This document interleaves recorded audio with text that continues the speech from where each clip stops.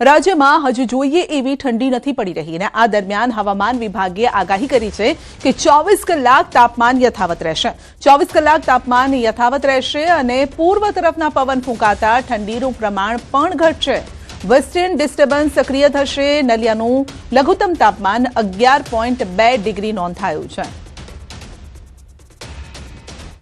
आने वाले 7 दिनों के लिए गुजरात स्टेट के सारे डिस्ट्रिक्ट कवर हैं जिसमें ड्राई वेदर प्रिवेल करेगा और मिनिमम टेम्परेचर की बात करेंगे तो 24 आवर्स में minimum temperature no large change में रहेगा। उसके बाद 2 से 3 डिग्री की बढ़ोतरी का पूर्वानुमान है।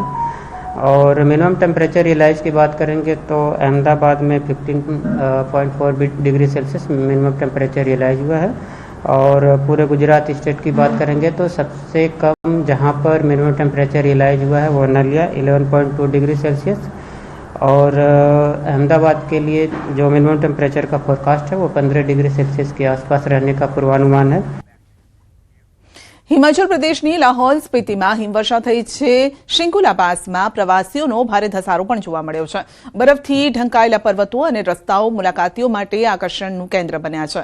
प्रवासीओ दूर दूरथी आवी शिंकुला पासना कुदरती सौंदर्यनो आनंद माणी रह्या छे। प्रवासीओ बरफमां मस्ती करता जोवा मळ्या। शियाळामां शिंकुला पासनी सुंदरता वधु खીલી उठे छे। प्रवासनने पण वेग मळी रह्यो छे। स्थानिकोने रोजगार मळी रह्यो छे। अभी जो ये शिंकुला पास जो स्नो पॉइंट खुला है इससे पूरे लाहौल वैली में जो स्थानीय लोगों में काफ़ी खुशी है। हम देख रहे हैं दिन में 200 के करीब जो है 4x4 गाड़ियाँ जा रही है ऊपर स्नो पॉइंट। और अभी हम लोगों से फीडबैक ले रहे थे, टूरिस्ट से फीडबैक ले रहे थे तो सारे काफ़ी इंजॉय कर रहे हैं और स्थानीय लोग भी खुश हैं। यहाँ जितने भी रेस्टोरेंट, ढाबे, दुकानदार हैं, केमिस्ट है, सब खुश हैं।